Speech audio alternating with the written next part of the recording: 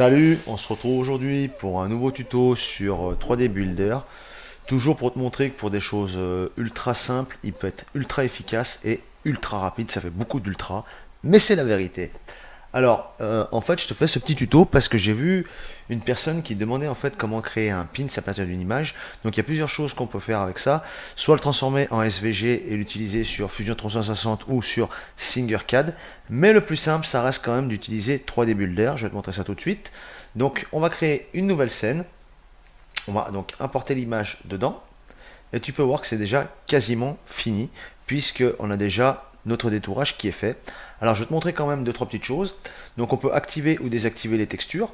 Donc c'est simplement les textures qui sont liées aux couleurs qui sont dans l'image.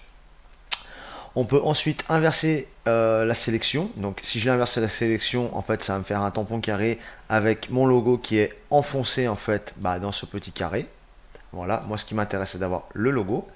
Ensuite les niveaux, là on va pouvoir jouer sur les niveaux de facettes. Donc plus tu augmentes bizarrement, plus c'est moche. Alors pourquoi, j'en sais rien, je sais pas comment il est foutu ce logiciel, mais c'est comme ça. Et plus tu baisses, mieux c'est.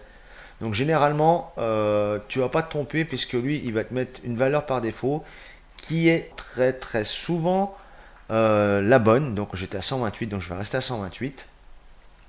Et ensuite tu as 4 modes de détourage. Donc le mode contour comme celui-ci, le mode 4 de texture comme celui-là, voilà.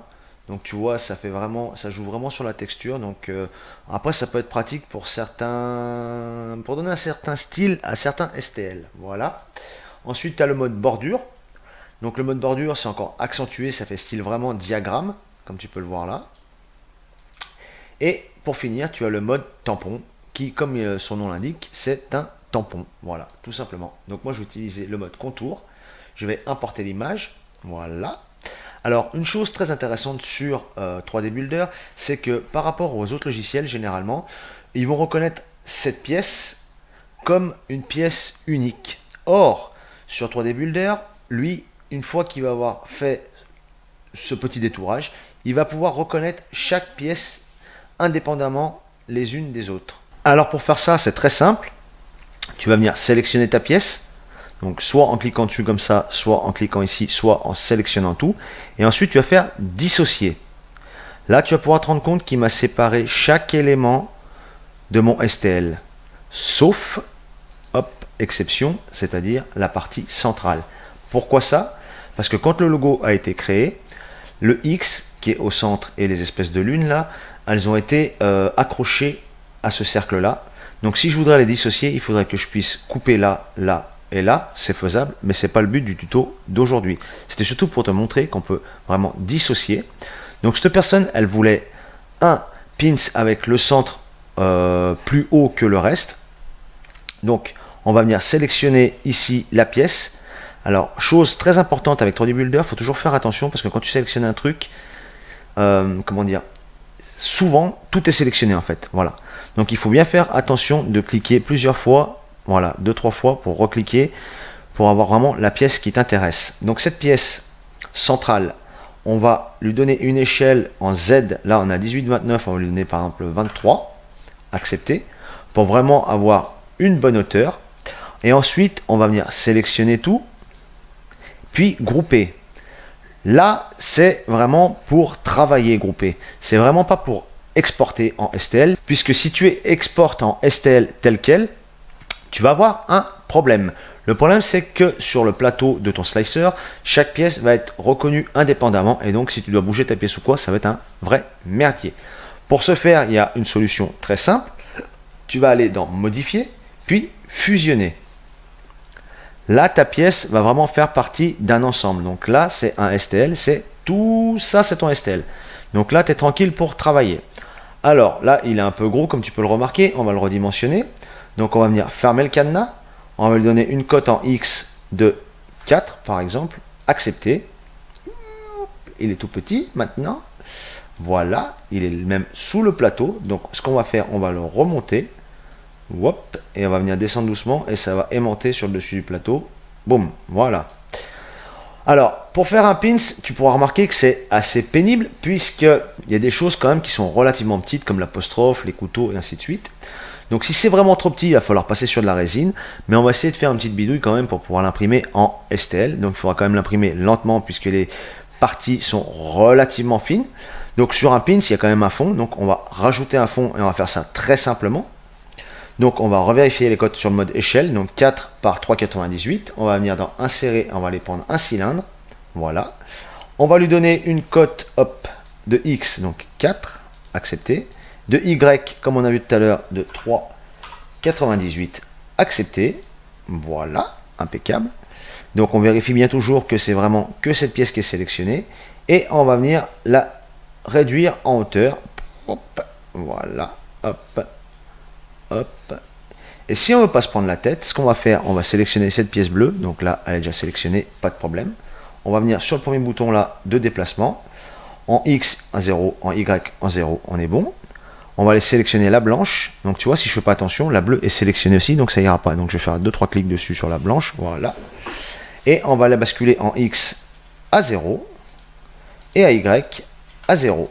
Et elle va venir se positionner tout de suite sous ma pièce bleue. On va venir resélectionner ma pièce bleue. Hop, échelle. On va réduire ça un peu. Donc là, elle fait 0,19. C'est vraiment pas beaucoup. On va lui mettre au moins une hauteur de 0,4. Accepter. Donc là, je pense qu'on est plutôt pas mal au niveau de ma pièce. Alors, tu peux voir que le bleu, il est en dessous du plateau, encore une fois. Donc, on va venir remonter et on va venir boum, aimanter. Voilà. Donc 0,4 c'est beaucoup. Alors ce qu'on peut faire, c'est soit diminuer le 0,4, mais ça me paraît un peu compliqué puisque le 0,4 c'est quand même déjà pas très gros. Donc ce qu'on peut faire, on va monter la pièce blanche. Donc on va sélectionner la pièce blanche.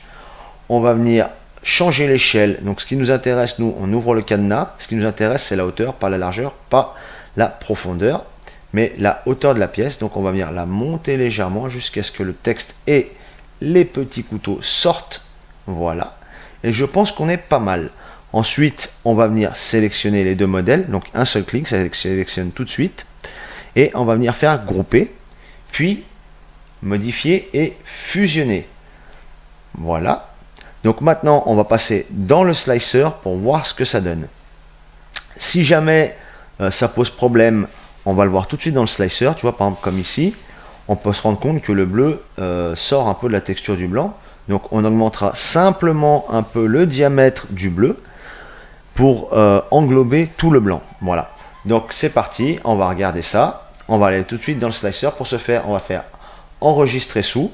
On va se mettre sur le bureau. On va lui donner un nom, pins. Hop, je ne vais pas mettre d'apostrophe volontairement. On va aller sur STL, puis enregistrer. Oui, continuer. On va ouvrir mon slicer. Et on va venir importer la pièce. Alors l'échelle est trop grande, on va dire oui. Hop, voilà. Et on va venir faire un petit tour sur la pièce. Tu peux voir qu'il y a beaucoup de facettes, mais c'est normal puisque le fichier de base de l'image n'est pas de très bonne qualité. Donc forcément, ça va faire des petits zigzags comme ça.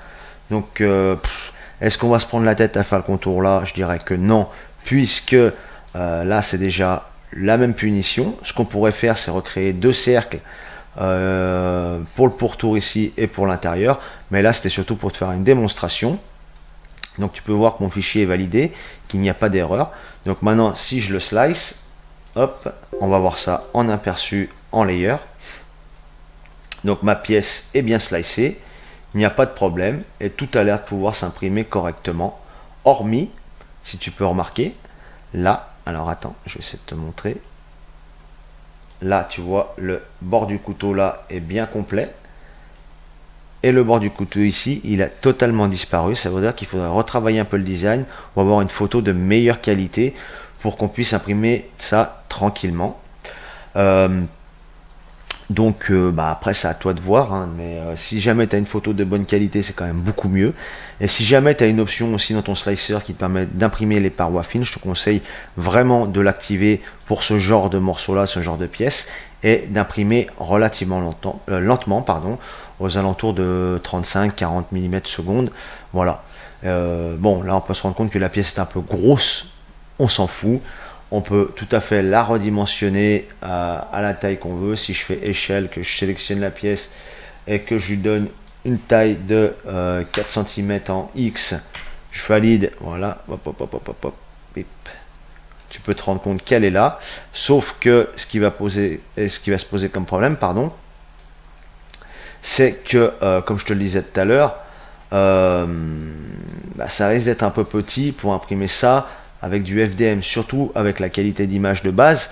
Donc quand tu as vraiment des tout petits machins comme ça, le mieux c'est vraiment de passer directement sur de la résine qui sera vraiment beaucoup plus pointu et beaucoup plus précis que du FDM. Mais voilà, c'était surtout pour te montrer un petit tuto, la base de comment on peut faire ça tranquillement et très simplement. Voilà. Et ben écoute, j'espère que ce petit tuto t'a été utile et moi je te dis à bientôt. Allez, ciao!